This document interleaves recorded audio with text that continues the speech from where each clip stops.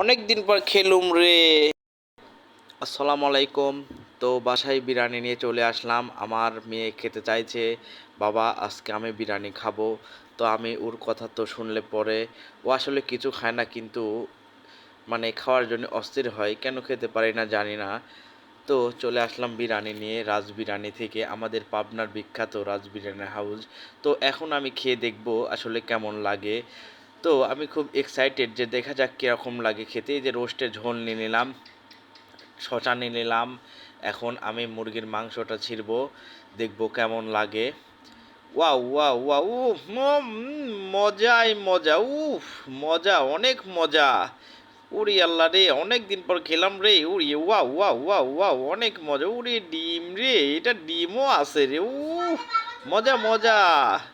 তো যাই হোক, খেয়ে খুব মজা পাচ্ছি।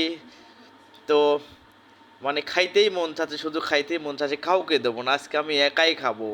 আমার বাড়ি আলীকে তো দেবই না, আমি একাই সব খেয়ে ফেলে দেবো। আসসালামু আলাইকুম, সবাই ভালো থাকবে।